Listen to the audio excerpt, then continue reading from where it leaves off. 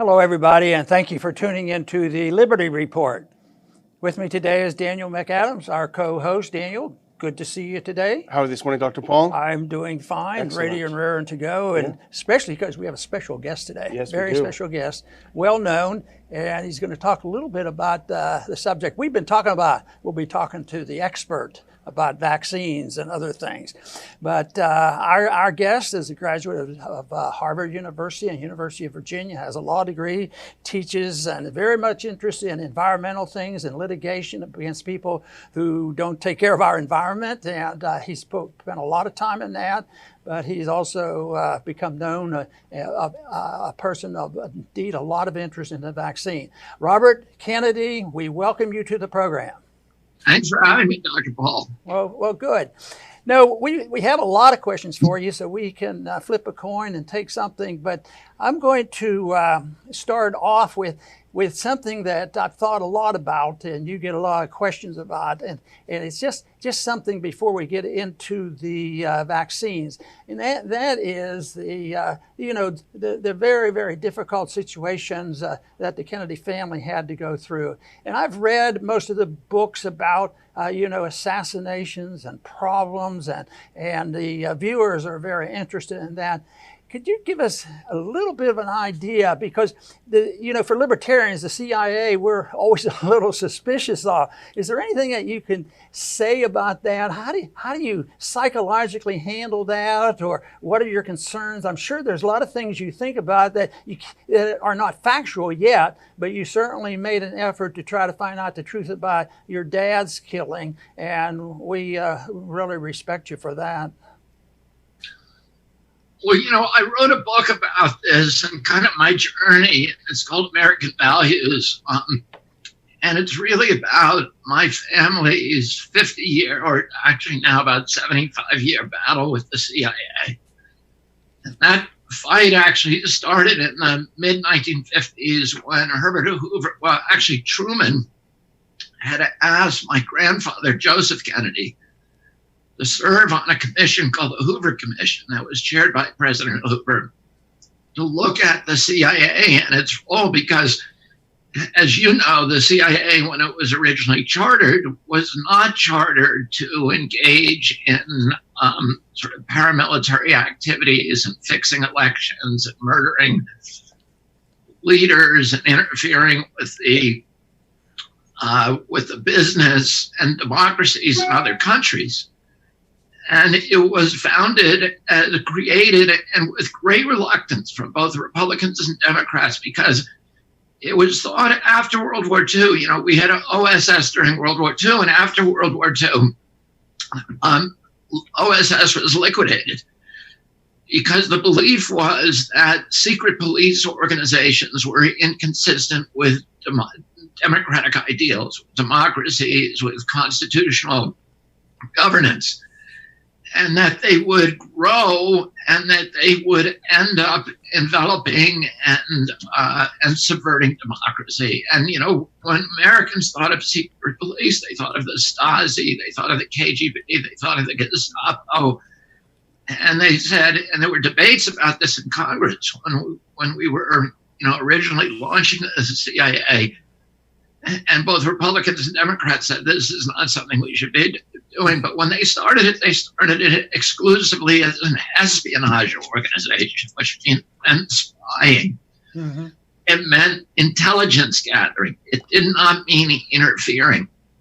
And so then, Allen Dulles, as you know, kind of manipulated the law and did a lot of kind of backroom deals to get these huge secret budgets and began really engaging in all of the mischief. And my grandfather was on a commission that looked at this and saw what they had done when they were overthrowing democracies in Guatemala and Iran and all over the world.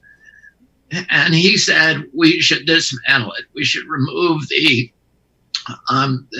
plans division, which was the dirty tricks division, from espionage.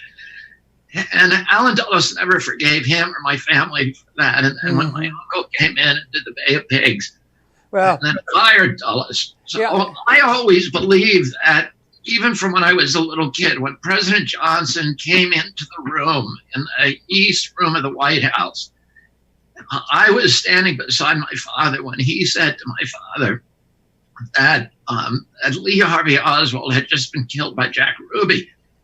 He told my father and Jackie that, and I said to my father, I said, did Jack Ruby love our family? And nobody answered that question. You know, later my father did his own research and found out that he was connected to the mob and to the CIA and to all these. My father's initial belief was the CIA had killed his brother. I always believed that, and I think you'd be an idiot not to believe what the congressional investigation found out in '85, which is President Kennedy was killed by a conspiracy. But I never believed that about my dad. And I just believed that Sirhan, the evidence against him was overwhelming, and he had confessed to the crime. There was evidence found in his room. And then Paul Schrade, who was one of my dad's best friends and who was standing beside my father when he was shot, and Paul took a bullet to his head at that time. He took the first of Sirhan's bullets. And he said to me, your father was not killed by Sirhan. And I need you to look at the autopsy report and look at this evidence. And as a favor, I did not want to do that. I didn't want to get into all the conspiracy theories. But as a favor to Paul, because he was such a hero, he was the one who introduced my dad to Cesar Chavez. He was the #2 guy at the United Auto Workers and was just a stalwart, friend of our families.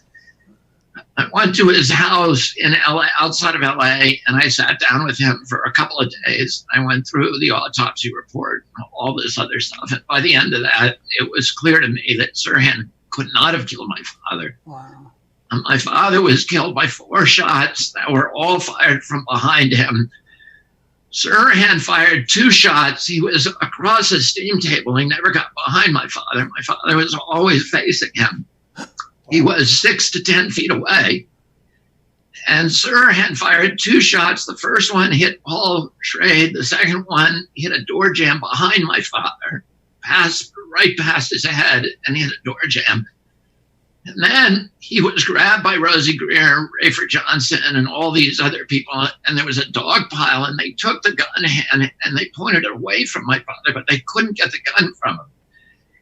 He fired 6 more shots, and all of those shots hit people. So we know where the shots all landed. There were 14 shots fired, and his gun only had 8. It was a revolver with 8 chambers in it. It never reloaded. So, and the 4 shots that hit my dad all came from behind. And Thomas Noguchi, who was the greatest coroner in American history, his finding is that every one of those was contact shots, that the barrel of the gun was touching my father at the time they were fired, and they were fired from behind at an upward angle.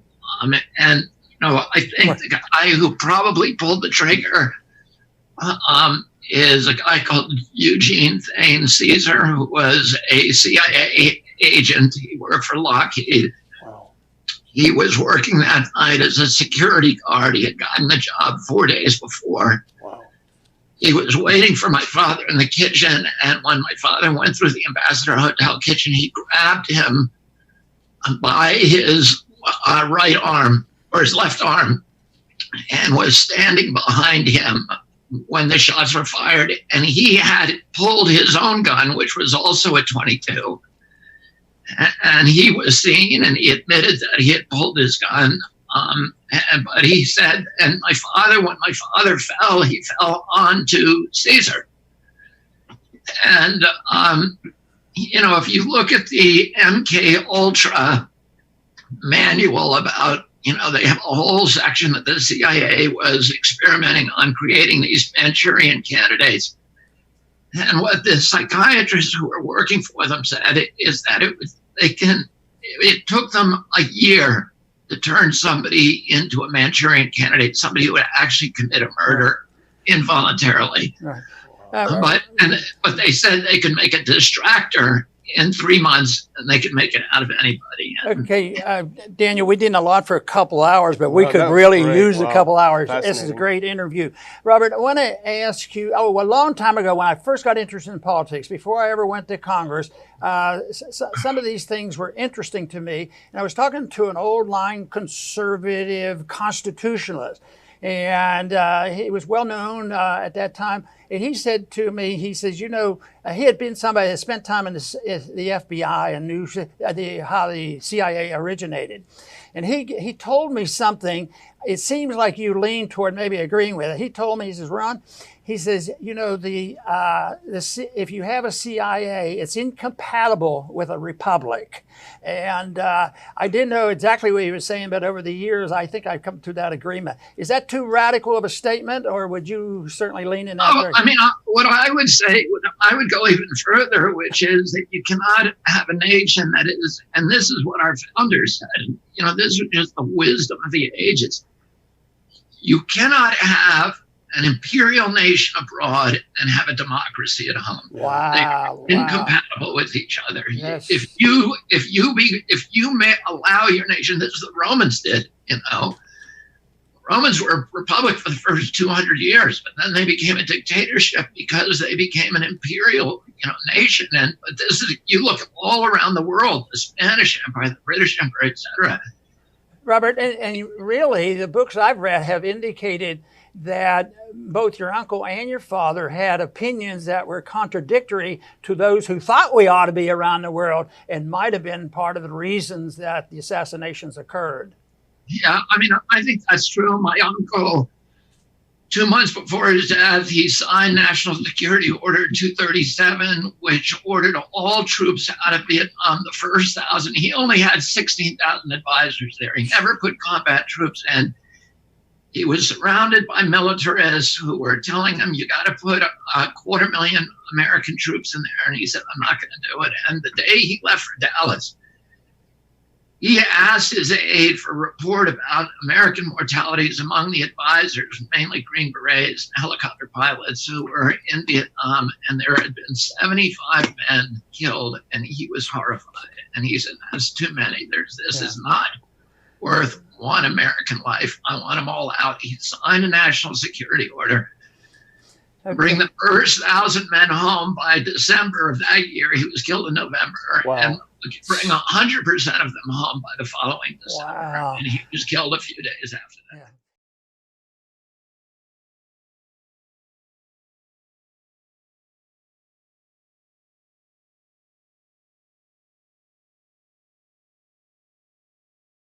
In the long history of the world, only a few generations have been granted the role of defending freedom in its hour of maximum danger. I do not shrink from this responsibility. I welcome it.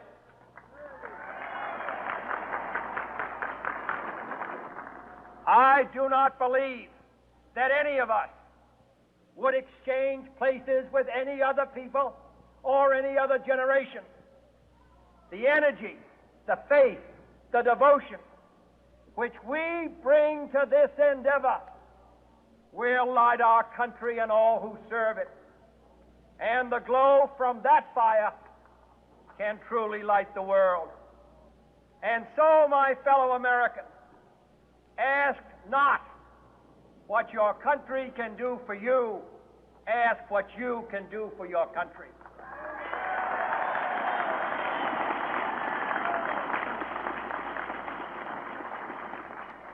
My fellow citizens of the world, ask not what America will do for you, but what together we can do for the freedom of man.